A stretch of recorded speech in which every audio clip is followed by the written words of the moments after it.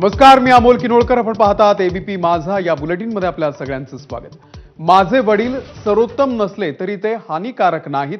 धनंजय आणि करुणा मुंडे यांचा मुलगा शिशिव यानं धनंजय मुंडे यांच्या समर्थनार्थ एक पोस्ट लिहिलेली आहे.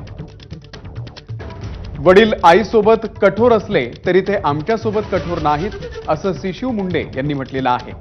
माझी आई छळाचा जो दावा करते तसाच तिने आमचाही छळ केला, असा देखील दावा शिशिवनं केलेला आहे.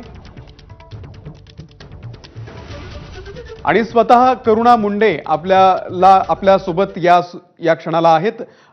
करुणाताई, आपण आपला मुलगा शिशिव जो आहे त्यानं या संदर्भात जो खुलासा केलाय तो फार धक्कादायक आहे की वडील आईसोबत कठोर असले तरी ते आमच्यासोबत कठोर नाहीयेत आणि माझी आई छळाचा जो दावा करते तसा छळ त्यांनी आमच्यासोबत पण केलाय.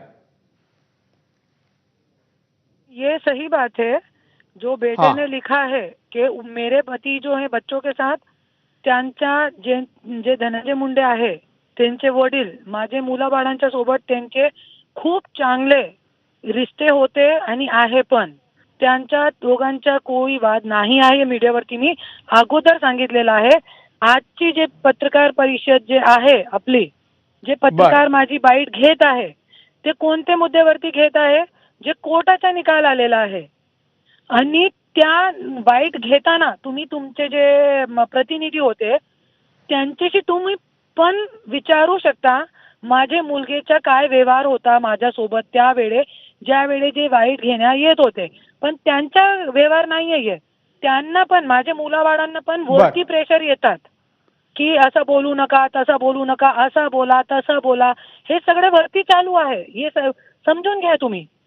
बरं, करुणाताई, तुमच्या मुलानं असं म्हटलंय की आई छळाचा जो दावा करते आईनं सुद्धा आमचा छळ केलाय, म्हणजे मुलांचा छळ तुम्ही करताय असं त्याचं म्हणणं आहे. हा, तर तेच आहे ना. त्यांना काय वाटते, जे मुलांना काय वाटते आणि मुलांच्या बापाला काय वाटते माझ्या नवऱ्याला, की मी गप्प बसू, मी कोर्ट केस करू नये, वरती बोलू नये, हे सगळं आहे.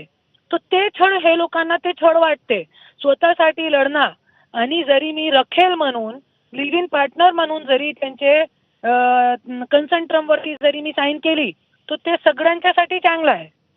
कळलं का तुम्हाला?